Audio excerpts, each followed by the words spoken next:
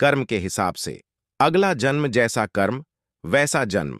गरुड़ पुराण के अनुसार हर जीव का पुनर्जन्म होता है, यानी वह फिर से जन्म लेता है।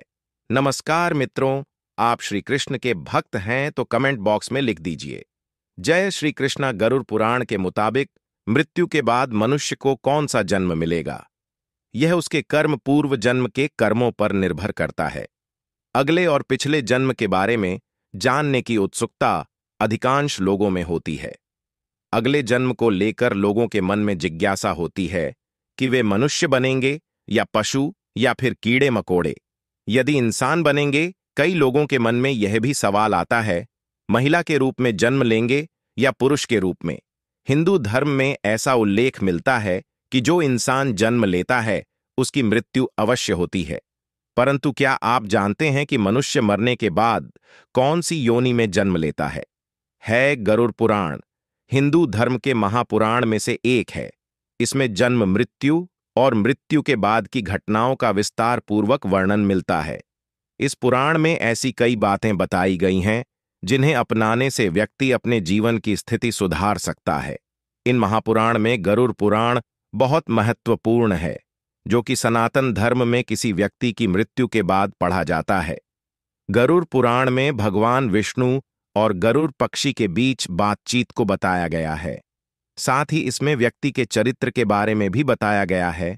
ईश्वर की दृष्टि में जो अच्छे कर्म यानी आपके काम होते हैं उसे पुण्य कहा जाता है, और जो बुरे कर्म होते हैं उन्हें पाप कहा जाता है।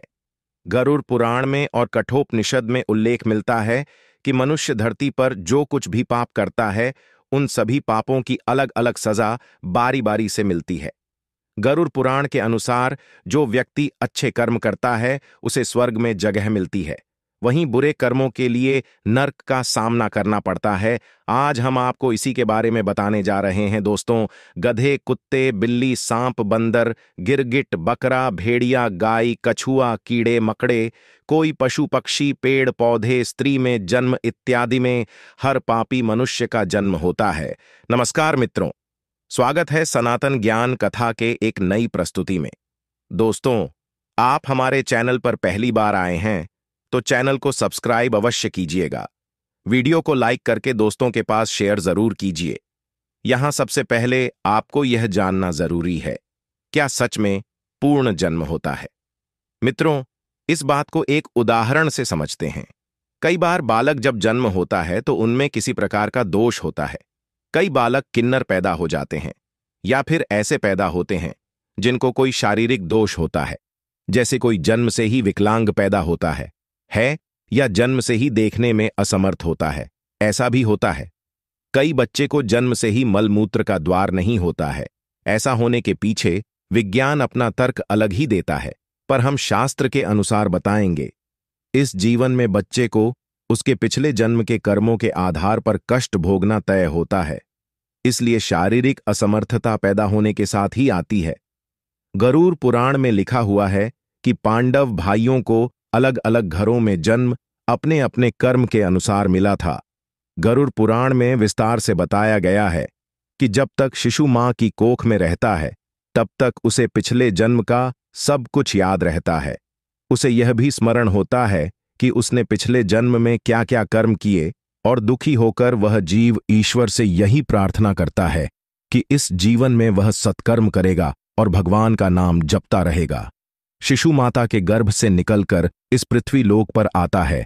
ईश्वर की उसकी स्मृति खत्म कर दी जाती है, यानी कि उसके दिमाग से पिछले जन्म का बातें भुला दिया जाता है, और वह जीव फिर से सब कुछ मोह माया में कुछ ऐसा उलझ जाता है कि परमात्मा के लिए उसके पास समय ही नहीं बचता है।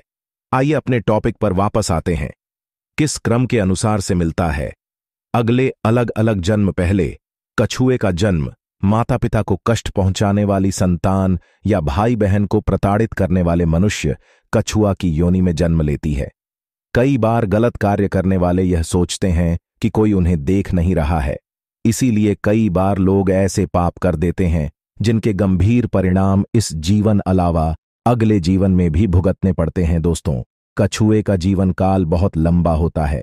कछुआ 20 या 30 साल नहीं जीता, बल्कि उसका जीवन काल 200 से 300 वर्षों के बीच का होता है। यानी कि इस अपराध की सजा बेहद लंबी है और बहुत कठिन है। स्त्री का जन्म किसे मिलता है? गरुड़ पुराण के अनुसार जब आत्मा को नया जन्म मिलता है तो जन्म पुरुष का हो या स्त्री का, आत्मा को उस शरीर के अनुरूप व्यवहार में ढलक अपना कर्म करना होता है। शरीर के जरिए कर्म करके ही एक आत्मा अपने जन्म के उद्देश्य को सार्थक भी बना सकती है और निरर्थक भी। अच्छे कर्म करके आत्मा मुक्ति के मार्ग की ओर अग्रसर हो सकती है और बुरे कर्म करके अपनी स्थिति को भविष्य में बदतर बना सकती है।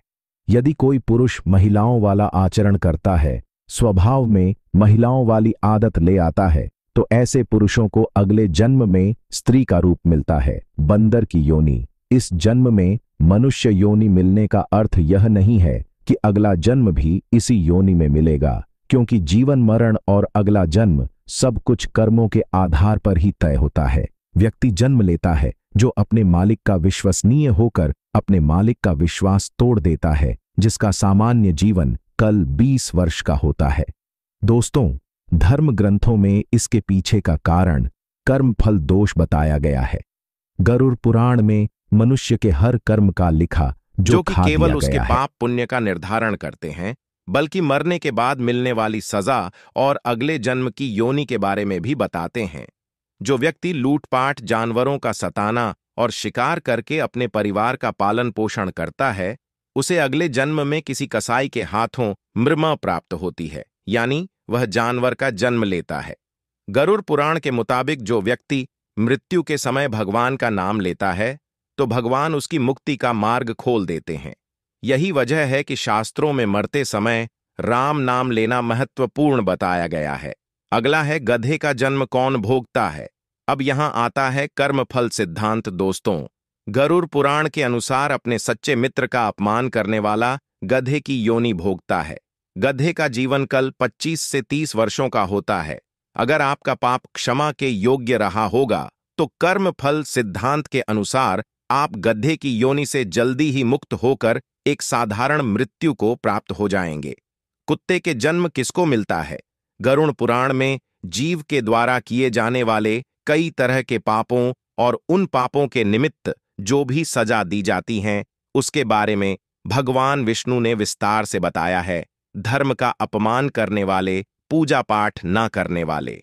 जो व्यक्ति धर्म, वेद, पुराण जैसे धार्मिक ग्रंथों का अपमान करता है, हमेशा धर्म का विरोध करता है, ईश्वर के प्रति श्रद्धा भाव नहीं रखता। गरुड़ पुराण के अनुसार ऐसे लोगों का अगला जन्म श्रा यानी कुत्ते के रूप में होता है। कीड़े मकोड़े की योनि दूसरों की निंदा करने वाला, बुरा बर्ताव करने वाला कीड़े मकोड़े के रूप में ही जन्म लेता है। यह एक ऐसी योनि है जिसमें आप कितने भी प्रतिभाशाली हो, आपने कितना भी हुनर क्यों ना हो, आपको सम्मान कभी नहीं मिलता। उदाहरण के लिए एक चींटी को ही ले लीजिए, नीचे गिरती है, फिर चलती है और मंजिल तक पहुंचे हैं। हम सबको इस धरती पर अलग अलग योनियों में तब तक जन्म लेना पड़ता है जब तक कि हमको मोक्ष की प्राप्ति नहीं हो जाती। जो व्यक्ति अपनों से लिया हुआ धन वापस नहीं करता या उनसे धन अर्जित करता है, मकोड़े की योनि में जन्म लेता है, योनियों का जीवन काल कितना लंबा होगा वह व्यक्ति के कर्म फल पर निर्भर करता है। छछूंदर का जन्म किसे मिलता है? जो व्यक्ति किसी चीज को चोरी करता है वह तोता बनता है। वही सुगंधित पदार्थ की चोरी करने वाला व्यक्ति छछूंदर के रूप में जन्म लेता है। किंतु यदि अपराध चोरी से बड़ा हो तो और भी कष्टदायक होती है। किन लोगों का होता है? उल्लू में पुनर्जन्म। अपनी चालाकी के चलते जो लोग दूसरों को मूर्ख बनाकर ठगी करते हैं और उनका लाभ उठा लेते हैं या काम निकलवा लेते हैं, ऐसे लोगों को मृत्यु के बाद नरक में स्थान मिलता है।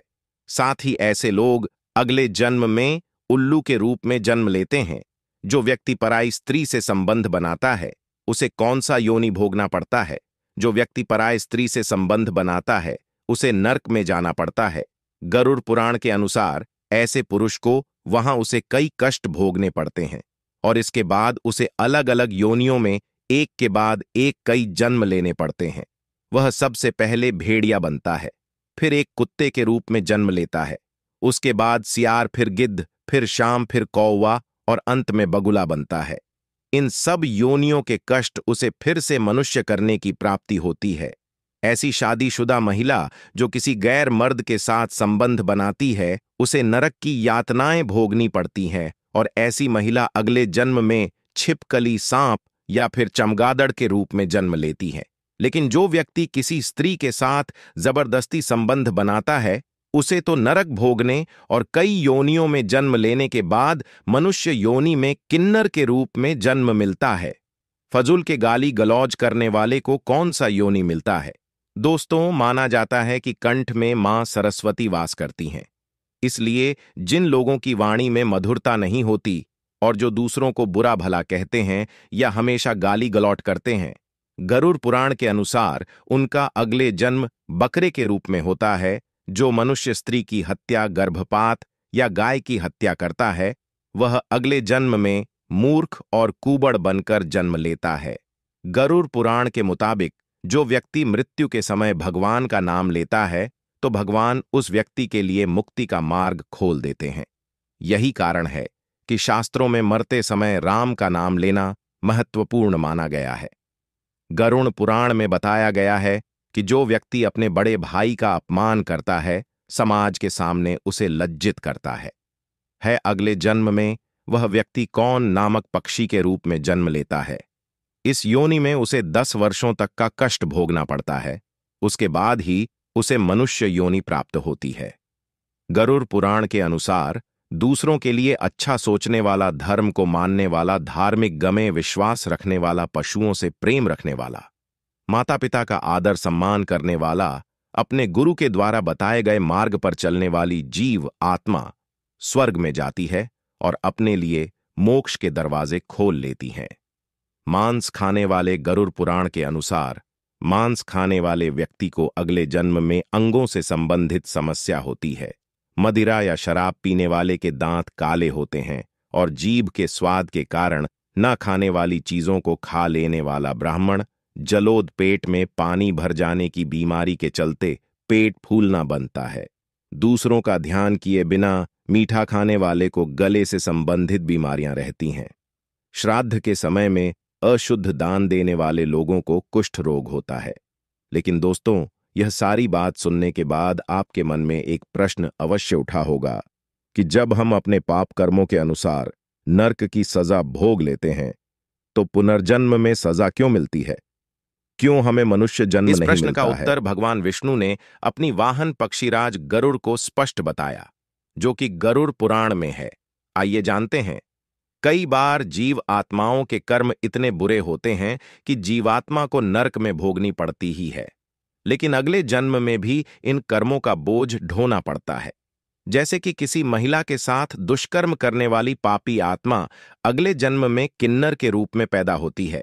जैसे आपने इस वीडियो में सुने हैं, इसे हमारे धर्म ग्रंथों में कर्म फल का सिद्धांत कहा गया है, यानी कि जैसी करनी वैसी ही भरनी। पाप बड़ा है तो सजा लंबी मिलेगी और अत्यंत दुखदायी भी होगी, और यदि पाप कर्म सामान्य है तो सजा भी कम होगी। दोस्तों, मनुष्य जन्म कितना दुर्लभ है, आप जान ही गए होंगे। मनुष्य की योनि में जन्म लेना चाहते हैं या जीवन मृत्यु के इस कर्म चक्र से निकलना चाहते हैं, तो इस जन्म में अच्छे कर्म और ईश्वर की भक्ति करें। अभी तो आप मनुष्य योनि में जन्म लिए हैं, इसे पीछे आपका किस योनि में जन्म हुआ था? आइए इस पर विस्तार से जान लेते हैं। जाति स्मरण के प्रयोग के लिए ध्यान को जारी रखते हुए आप जब भी बिस्तर पर सोने जाएं, तब आंखें बंद करके उल्टे क्रम में अपनी दिनचर्या के घटनाक्रम को याद करें। जैसे सोने से पूर्व आप क्या कर रहे थे, फिर उससे पूर्व क्या कर रहे थे, और भी गहराई में जाएं और देखें उससे पूर्व आप क्या कर रहे थे। तब इस तरह की स्मृतियों को सुबह उठने तक ले जाएं। दिनचर्या का क्रम सतत जारी रखते हुए मेमोरी रिवर्स को बढ़ाते जाएं। ध्यान के साथ इस जाति स्मरण का अभ्यास जारी रखने से कुछ माह बाद मेमोरी पावर बढ़ेगा। वहीं नए नए अनुभवों के साथ पिछले जन्म को जानने का द्वार भी खुलने लगेगा। मित्रों, यह साधना कठिन जरूर है, लेकिन योगाभ्यासी के लिए सरल है। सम्मोहन क्रिया से भी पिछला जन्म जाना जा सकता है। दोस्तों, अलग अलग धर्म के लोग अलग अलग तरीके से पिछले जन्म जानने की कोशिश करते हैं। मित्रों, हमारा आज का प्रस्तुति कैसा लगा, कमेंट करके अवश्य बताइएगा।